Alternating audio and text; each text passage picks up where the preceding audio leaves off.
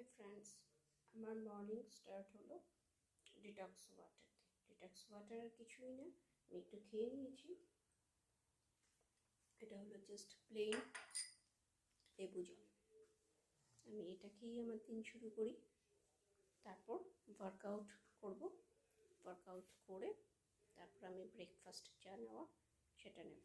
আমার ব্রেকফাস্টের মধ্যে যেটা সবচেয়ে বেশি থাকে সেটা হলো প্রোটিন।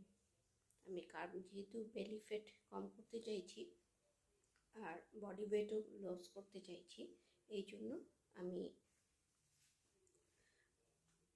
এটা করি না। কার্বোহাইড্রেটসটা একটু কম নেই, ফ্রুটস, মিনারেলস অ্যান্ড প্রোটিনটাই আমার ডায়েটে বেশি থাকে। তারপর আমি ব্রেকফাস্ট কী খেলাম সেটাও আমি তোমাদের দেখাবো। এই যে আমার ডিটক্স ওয়াটার,